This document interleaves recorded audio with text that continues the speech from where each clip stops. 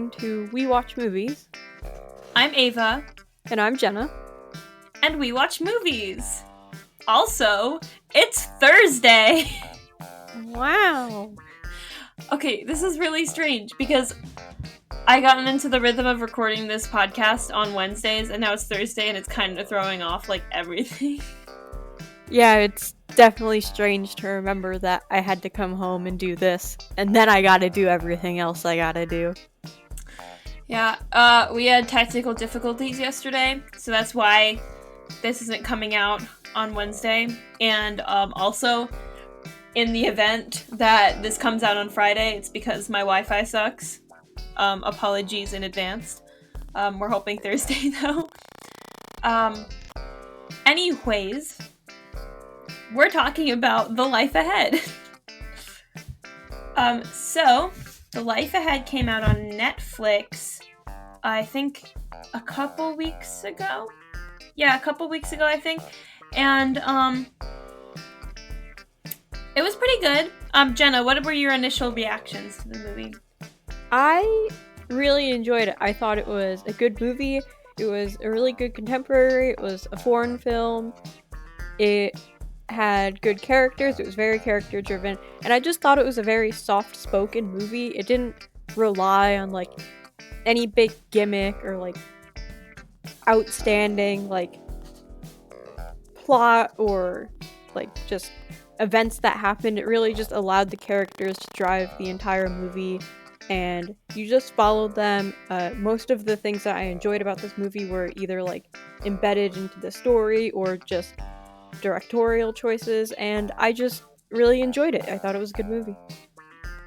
Yeah, and piggybacking off of the soft-spoken thing, honestly, if you aren't into movies with a slow pace, this probably isn't the movie for you. Because it is very slow. It's not like slow in a bad way, but it takes its time to build up, because all of it, the entire story is based on character development, which is really cool. But there's no like huge epic moments or anything. There's not really that much drama. And so it's like, if you're mostly a kind of action person or like a drama person or like just into movies that hit you one after the other with like things, I guess this probably isn't the movie for you. And I'm just being completely honest, because I mean, I liked the movie, but it was definitely a little bit like chill, I guess. Yeah, different strokes for different folks. That's not something that sounds interesting to you, then it's probably not the movie for you, and that doesn't take away any of the value of the movie. It's just whether or not someone wants that in something they choose to watch. I do think, though, if you're looking for a movie that's, like, pretty progressive, this is a really good example of, like, progressiveness, if that's a word. We're making it one. Yeah, in film. Which, obviously, like, as the times change, there's going to be more of that in the media and everything. But this movie, particularly, it featured a trans woman character who is played by a trans woman actress by the name of, and I'm going to butcher this name yet again, Abril Zamora. And so they had trans representation in the movie, but they also had sex work representation, and I mean, they portrayed it in a light that wasn't like a stigma around it. So they weren't treating it like, oh, ew, that's gross and everything, which is something that I've noticed on the internet and in the media lately. There's been a big shift in the recent years from just building respect for people who have that sort of profession, which is another thing that this movie like really hit home.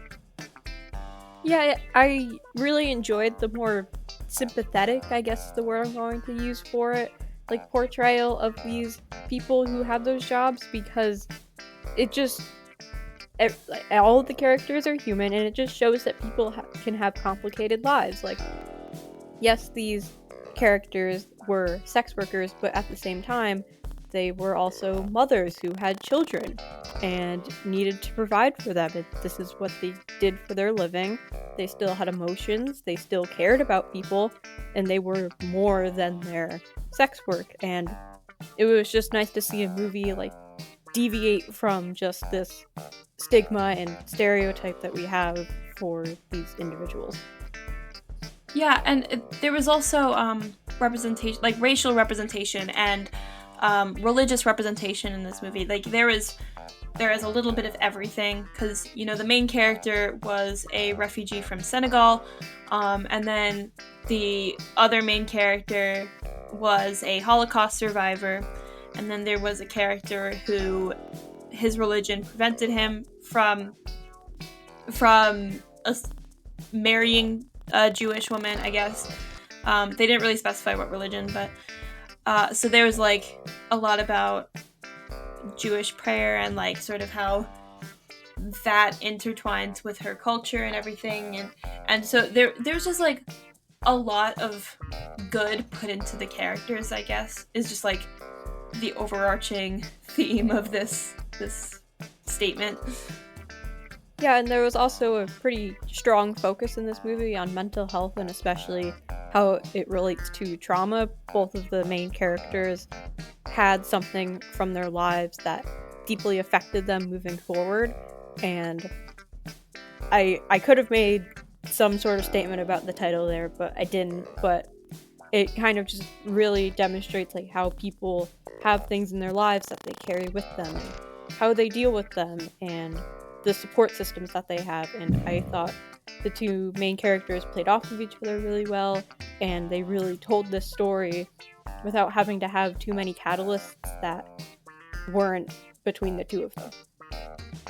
Oh yeah, and I mean, so you have this kid who's like, what, 12 years old or something, and he's like so angry and so against the world and so close-minded about letting people in because, I think what they said was his mother was killed by his father.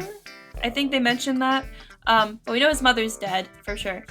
And so he's been kind of like he wasn't really abandoned, but he feels that way either way.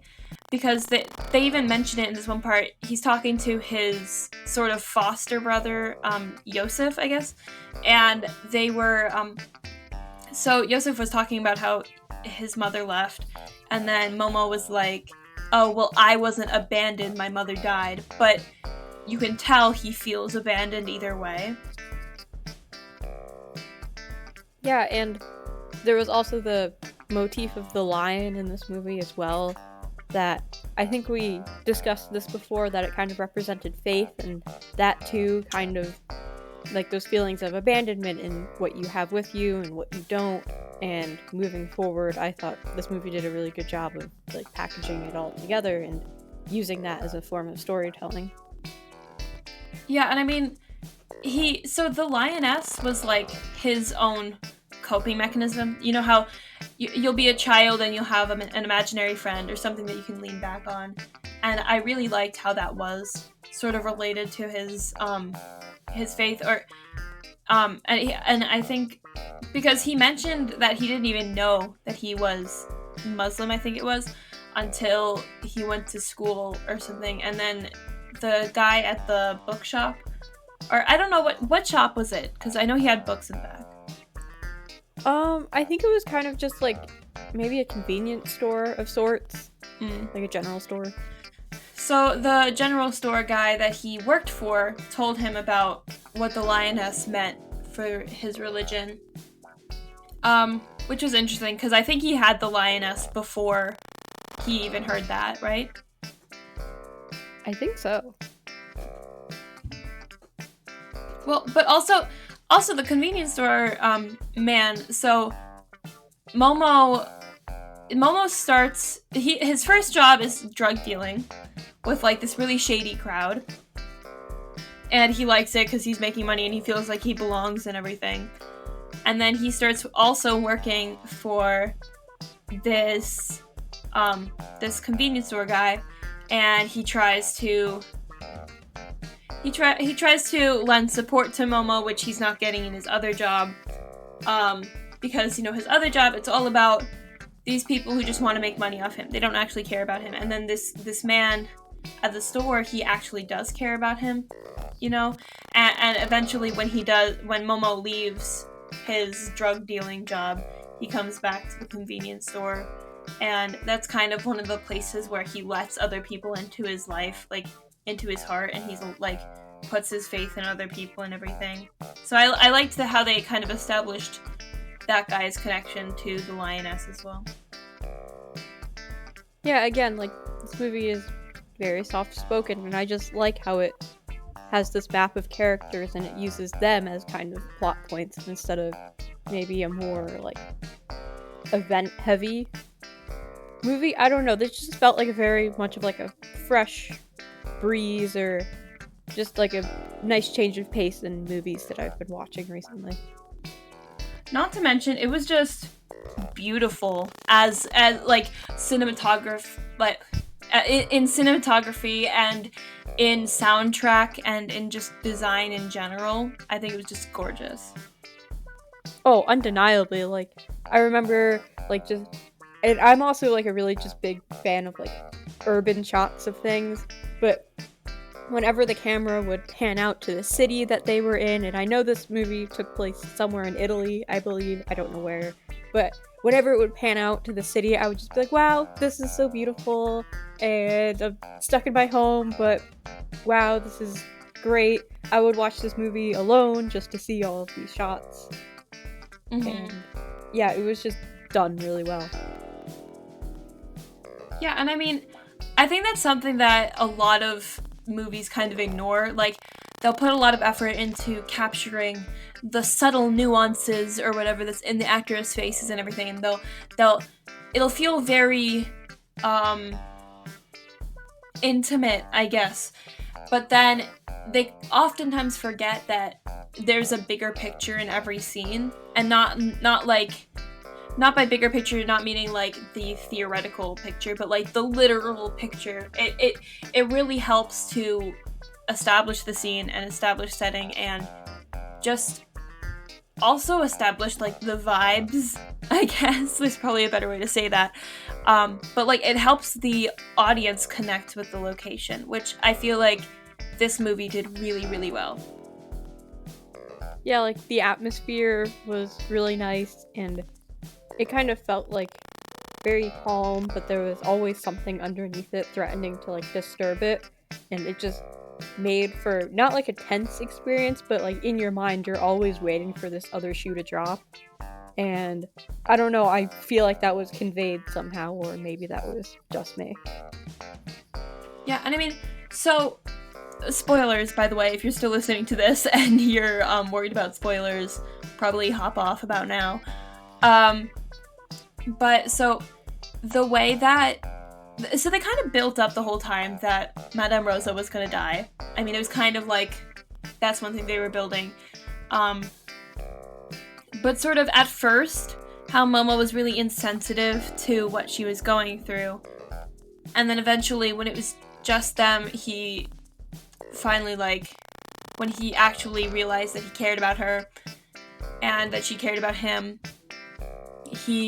that's when he, took her from the hospital because she asked. And then that's also, like, when he was spending her last moments with her, and he got her that flower and everything.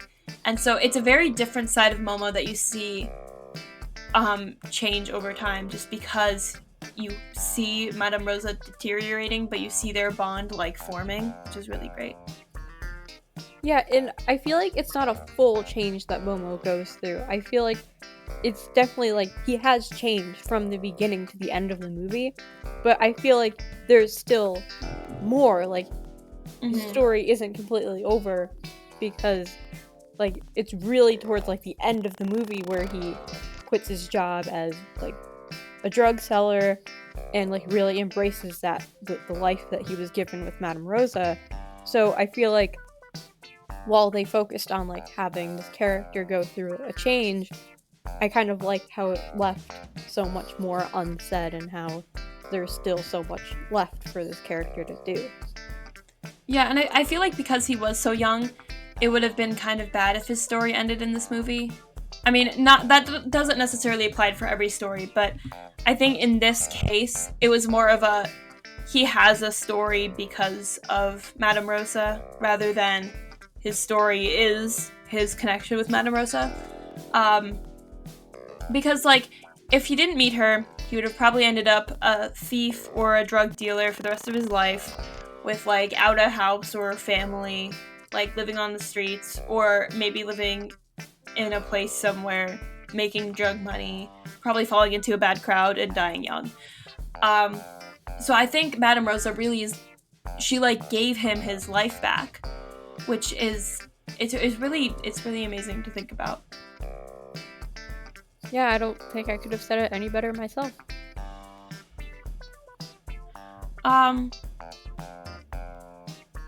So I know that you haven't mentioned this yet. I think I glossed over it, but you're a big soundtrack fan, and I thought the soundtrack was pretty great. And they had, like, English and Italian and, like, Spanish songs, I think. Or maybe I was just confusing Italian and Spanish because I'm stupid. Yeah, no. Yeah, what did you think? Pretty good. Like, it's definitely one that I want to go back to and, like, listen to, like, alone and, like, separately.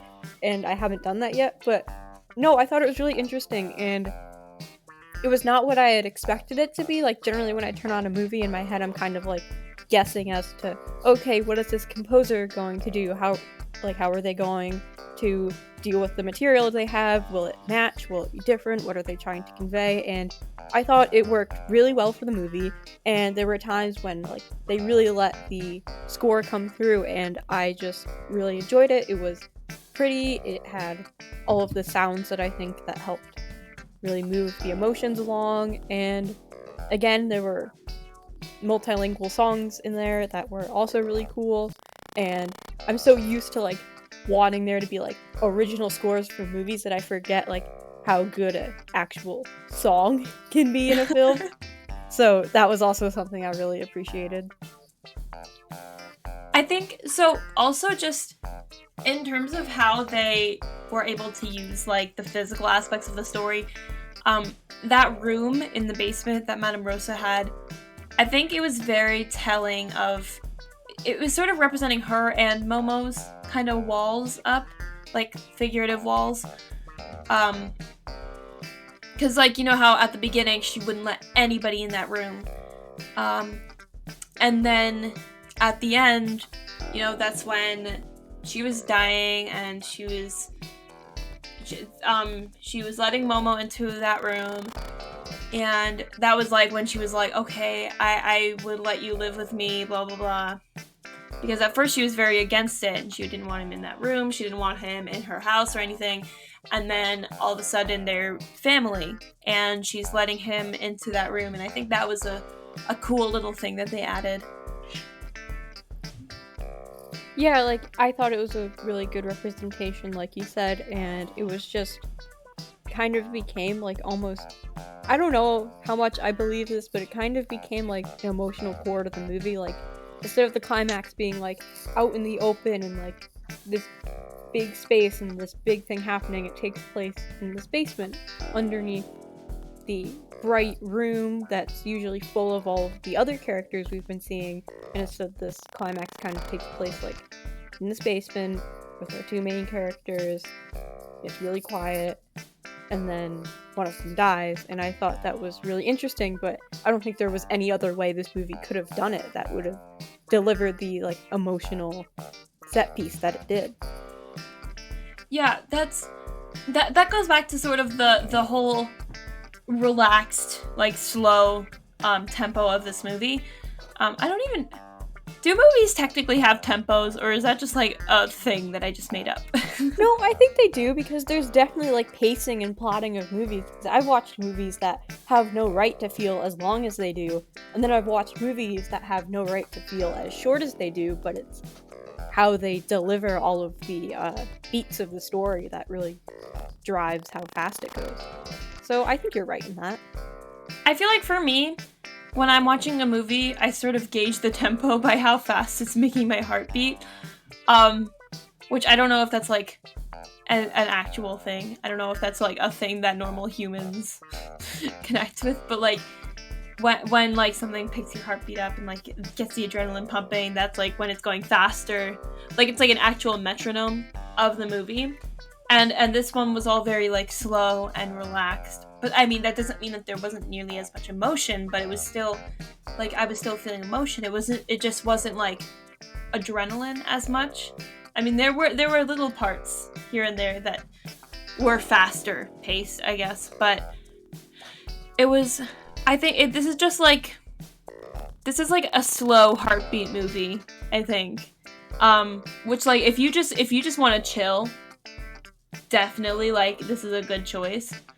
Like if you want say it's like a rainy day, okay, and you're home alone and you have nothing to watch and you want something that's just gonna make you feel something, but you don't necessarily want to ruin the tranquility because like outside it's like raining but it's not like thundering and you're just like chill and you're like I can't go anywhere, I gotta watch a movie, then watch The Life Ahead. Yeah, no, like turn off your eternity long like lo-fi beats to study to playlist that you have going. Like maybe listen to the rain if you want to, but this is a really good movie to just like turn on when you want a chill movie. And I feel like if we're also looking for vibes, like maybe like a dusk type of day, like the sun is starting to set and it's not totally dark yet, and you know, like, because no one can go out anywhere, you don't have any more evening plans, and you're just home, you have nothing to do, and you turn on this movie and have a good time. Or just feel, like, depressed. That too. Okay, wait, do you actually do homework to, chill homework music? I know this is off topic, but, like... I haven't done homework to it. I generally don't do homework to I've only listened to that playlist like a couple of times, but not really. Quick tip for like any of my fellow nerds out there. If you're looking for like a playlist to do homework to, something that like gets me to finish it makes me more productive than anything else, is if you listen to a playlist that has all of the Marvel movie soundtracks. Bear with me, okay? Bear with me. But it has them in order from so there's one on YouTube that has it from order from the intro music of the movies all the way to Far From Home. And so what I do is is you listen to it and it makes you feel like super awesome and epic, and then when the Endgame song comes around, then you stop. Unless you need extra time, then you can go into Far From Home, but then you take your break and you go do something else and break from homework, and then you come back and you do it all again. That's I know pretty intense. It sounds like weird and it sounds really nerdy, which I mean it kind of is really nerdy, but it works. Okay, I did like 200 pages of American history this summer in 2 days because of it. You can read and listen to music at the same time. Well, I can't read and listen to music with words in it. Like if I'm being productive, I'm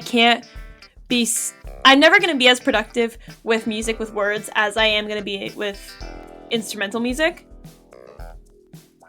You know? That's pretty wild. It's gotta be quiet if I'm reading anything.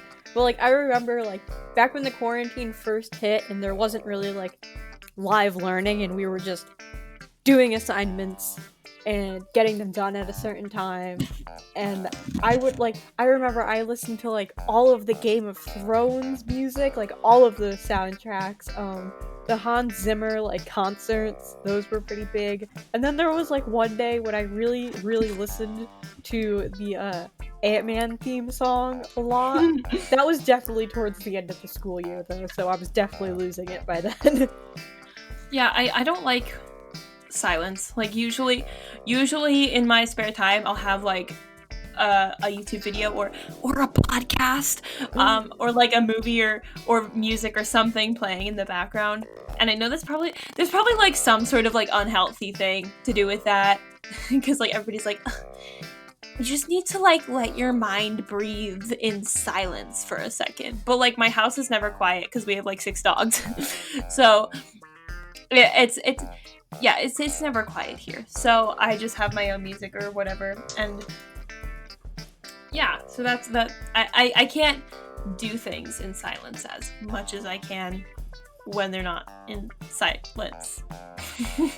Yeah, I'm too much of a scatterbrain to have like a show or a movie on when I'm doing things, but music I'll generally put on, and I don't listen to that many podcasts, especially because like I'm not a very good like audio listener, and sometimes like if I do something else while I'm listening to a podcast, I'll realize that I completely tuned out like 3 minutes and I have to like rewind, and it's a process.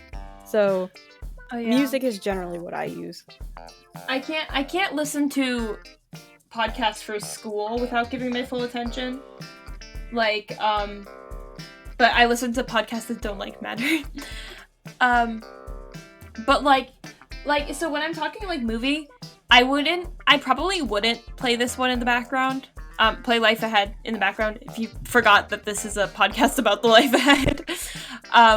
I probably wouldn't put this in the background because, you know, I try to use my background noise as like if I'm trying to watch a movie and multitask and do other things, I want the movie to be really simple and not have nuances or anything like sort of like blink and you'll miss it, which is that's like, so this movie is chill, but you gotta like actually pay attention, because if you don't pay attention, you'll miss something like symbolism or like character development or something like really important when you're actually watching it. Yeah, like they make every moment count in this movie, which is good when you're watching it, because a movie that does have kind of like the slower pace like this one doesn't necessarily need to be super long, and when you have a movie like this that's very character driven but it's only an hour and a half, it makes sense that they would make every moment count. But if you're trying to multitask, it won't end well, especially if you're like me and you watch the subtitles to movies because you don't necessarily listen to dubs. So this is definitely a movie where you have to pay attention. Yeah, I mean, or you could play it in the background of something for your second time watching it or something. That might be successful. But like, yeah, I mean, this movie, it's only like an hour and 34 minutes, I think. And it feels like it's like 3 hours long. Not in a bad way, but it feels like it is. Like, when you compare that with, oh my god, I'm gonna reference Marvel again, I'm so sorry. But if you compare that with, like, Endgame, so I saw Endgame, like, 4 times in theaters, right? And it never felt like the 3-hour movie that it is. I mean, that also might have to do with the fact that I was in theaters, but even when I watch it at home, it's like, it goes by really quickly because those big battle scenes, like, they feel like 5-minute scenes when they're actually, like, half an hour to 40 minutes of just them straight fighting each other. Whereas this movie, everything, like, they're really laid back, and they, like, take you through everything, motion to motion, like, slowly, and they give your mind time to, like, catch up and just, like, take it all in. It's kind of like, it's like a breath of fresh air, I guess, versus, like, so it's like if you're taking, like, a leisurely stroll along a beach in Italy or something, versus, like, if you were taking a jog through, like, a mountain with a mountain lion chasing you over a pit of lava or something. We really like our metaphors this go around. Yeah, metaphors are great. I don't know what you're talking about, Jenna. I love them too, and like this is a very like thoughtful movie, so this is going to inspire some thoughts. Well, I mean, one of the biggest metaphors in this was the literal lioness, which I mean, I kind of feel like I know what it represents and stuff, but like I feel like there are so many different interpretations of that, which is also really cool. It's kind of like the isomer of figurative storytelling. Yeah, like, I know that, like, yesterday we had kind of discussed it as, like, faith, but when I first watched the movie, I kind of interpreted it as Momo's mother when I watched it. Oh! Oh my god! Oh my god! No! No! Okay, you know how, like, you'll be, like, in a chair and you'll lean back, and then it, like, leans back farther than you expect, and your whole life flashes before your eyes? Yeah? That's what just happened. Oh no! Well, why are you almost going into cardiac arrest over this, Ava? Because that's really cool.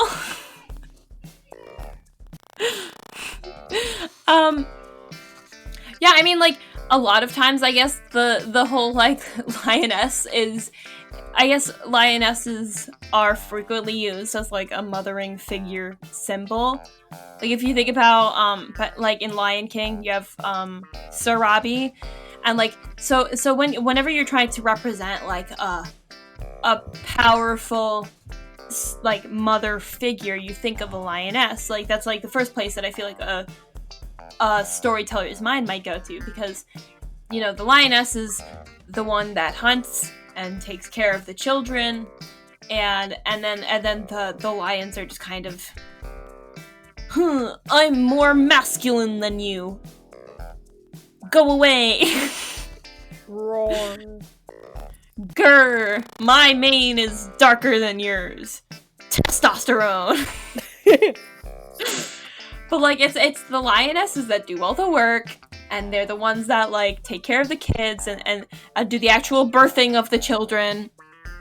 So I feel like that's that, because, like, I feel like lioness and then, like, earth are the biggest frequent symbols for mothers.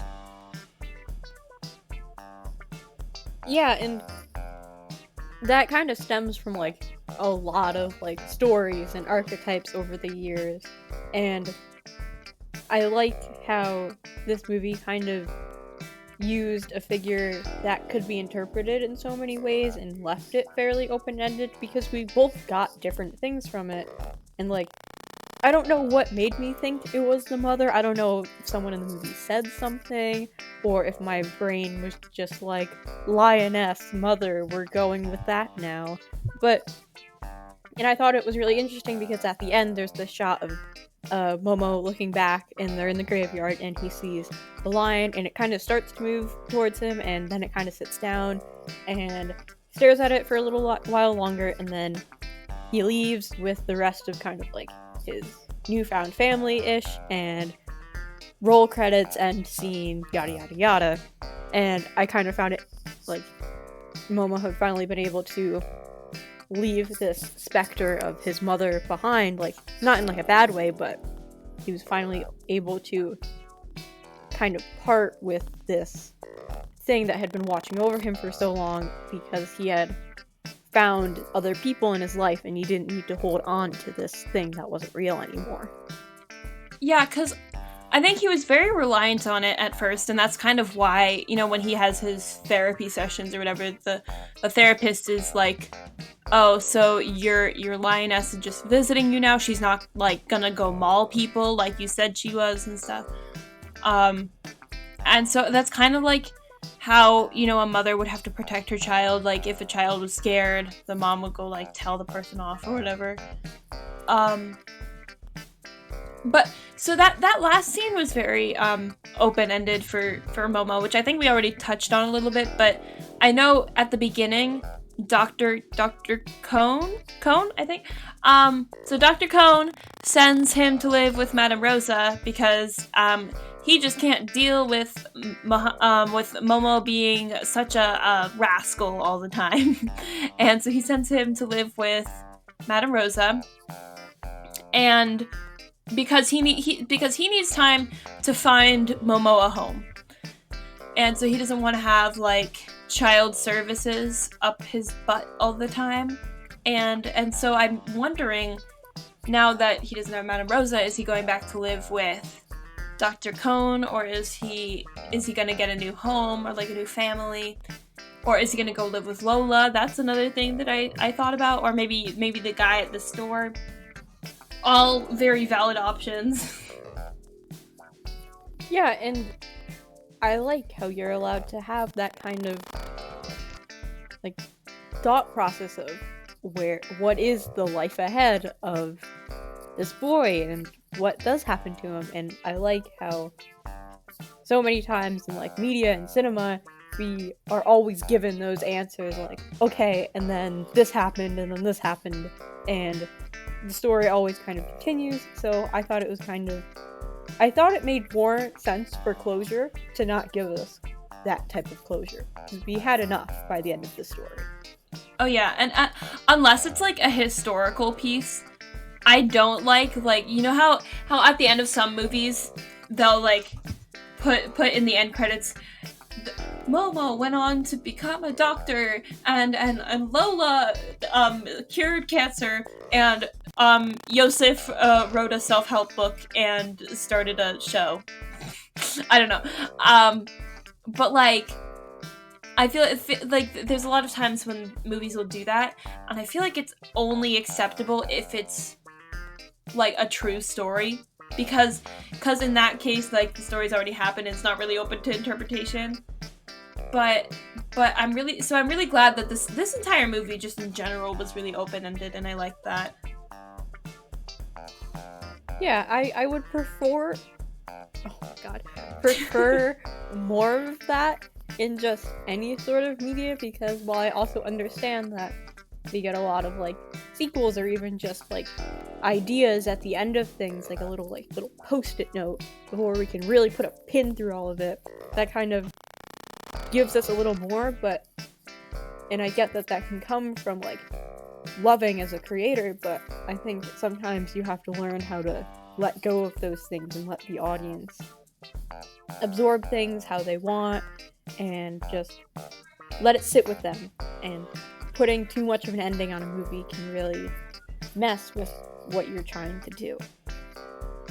Yeah, and I mean, I'm a sucker for like ambiguous endings, but this movie did it in like a way that, you know how some movies, like if you're talking about like Inception or like Joker, they'll be like, oh, this is how the movie ends, but does it? Whereas with this kind of ambiguous ending, it's like, this isn't where the story ends, it's just where the movie ends. Which I feel like is a lot less I'm not gonna, it's not obnoxious, because that's a bad thing, because I thoroughly enjoyed both Inception and Joker. But like if you have a movie and that's like the only significance in the ending, like it's just like, oh my god, and we're gonna make the audience question everything the last 3 frames, that's kind of that's kind of a tell that you didn't really know how to end your story. Yeah, like, it's a fine line of, I'm gonna use a train metaphor now, like, it's a fine line of, like, are you suddenly whipping the train off of the tracks in the final 3 frames for the sake of having that one last gimmick? Or are you letting the audience off at their stop and saying, this train moves on, but this is where you have to get off now? Yeah, I think just in general, with like the thinkiness of everything, The Life Ahead was very tasteful, I guess, because there are different levels of like thinkiness. I'm making up all sorts of words today, but there's different levels of like thought that's the word, thought that you need to put into movies, where whether or not it's classy versus tacky, and it also very much depends on the genre.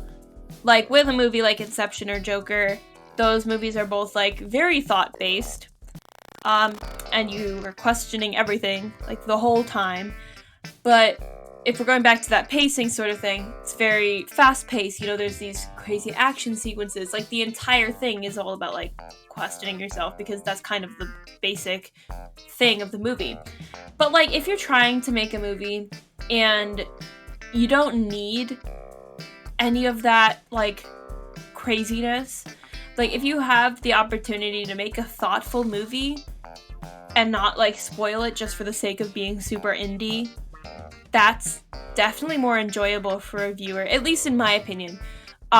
Because I don't like a movie that's, like, okay, but the only reason it's not great is because the filmmakers or something decided that everything was gonna have, like, 3 different symbolistic meanings, and there's gonna be, like, 4 ambiguous endings, one after the other, and each character is gonna be morally questionable, and, like, I mean, everything, like, everything needs to be done in like bits, you know, like in a tasteful amount, and that's definitely what this movie did. That's what a lot of movies did, but a lot of movies did not do that, or not a lot of movies, but like many movies still, because there are a lot of movies in the world. Yeah, like, a lot of movies kind of don't know where to stop, and that can be very frustrating as a viewer, even if I'm not watching a movie, like, critically as, like, a official podcaster on YouTube, but, like, I'll be watching a movie and it's like, okay, you can stop now, but then they don't, and they squander whatever moment they had. So I agree that moderation is really key, and in art that people don't really utilize as much as they probably should.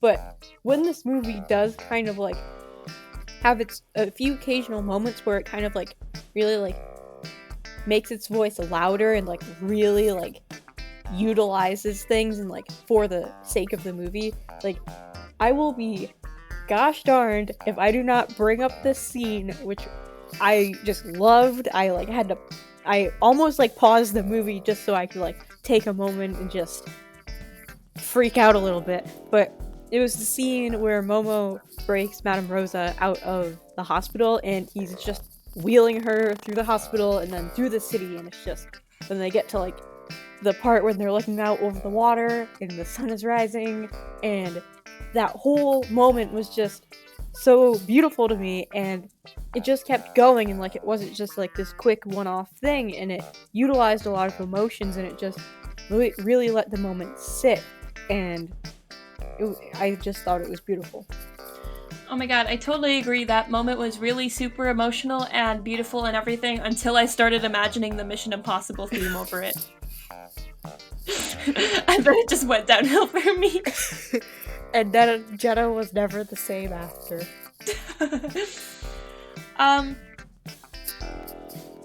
Yeah, I mean, not to beat this whole, like, moderation thing over the head, but I mean, this movie is a really, really good example, I think, of if you're making, like, a realistic fiction story and you want it to say something, but you don't want it to just be, like, gross.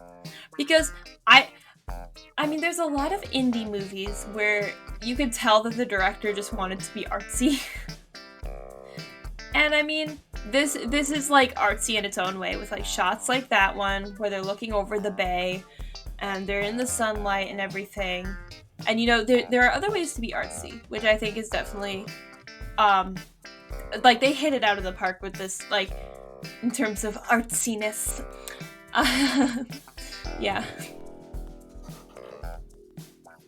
Yeah, it was a pleasant movie that I think deserves a little bit of attention. Probably went under the radar for some people because it's a foreign release on Netflix, and I didn't really know that much about it until I watched a news show that I don't think many people watch, so not sure how many people know about it, but it's good. It's a good movie.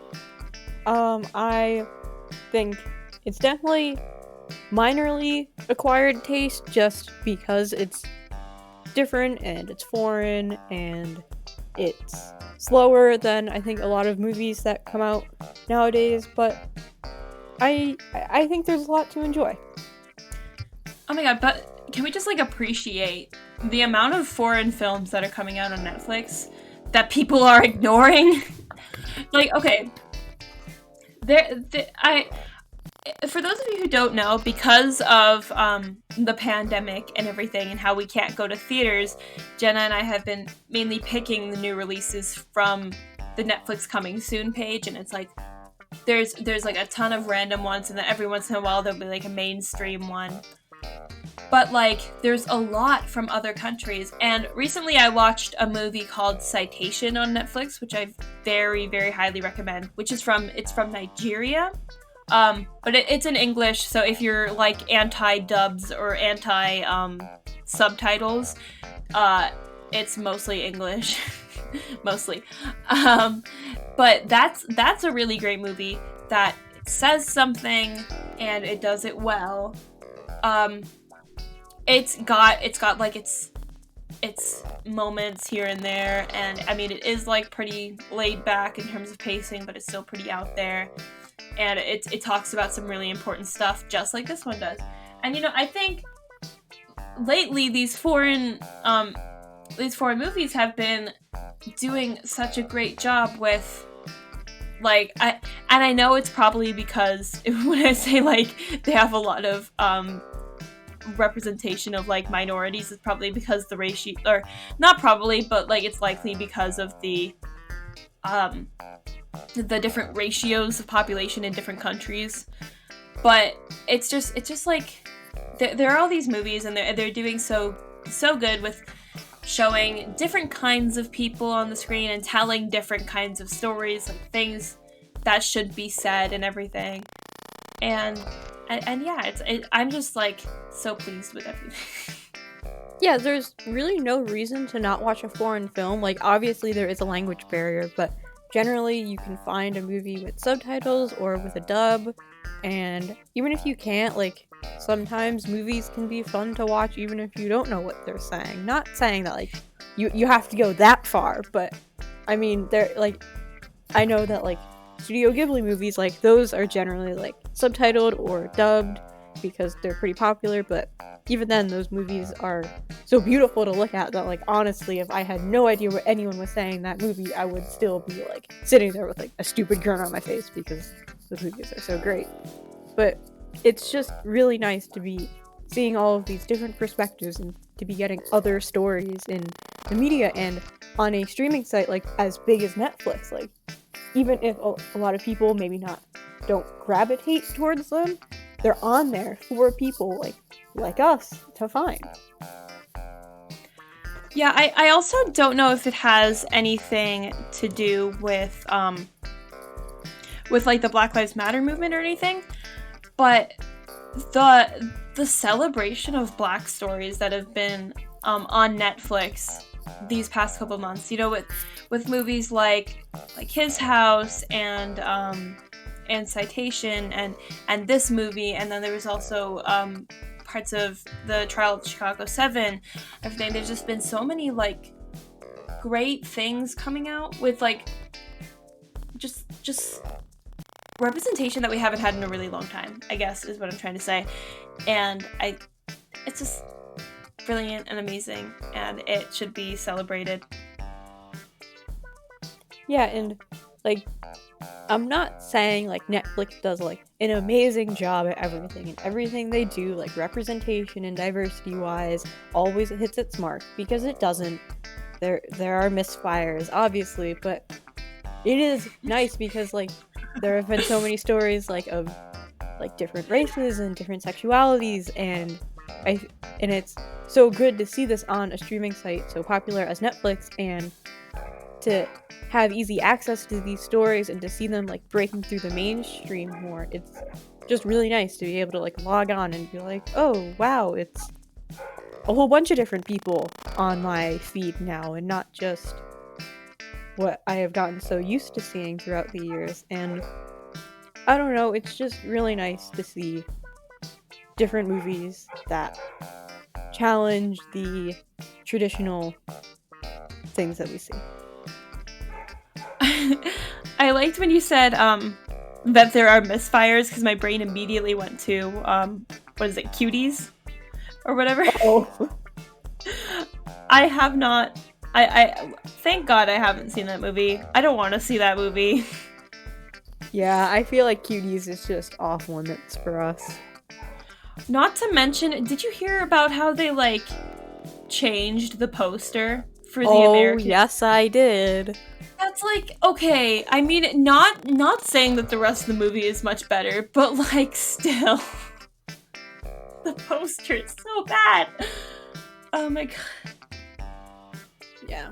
That was an interesting part of 2020 that we can just leave in whatever month it was in.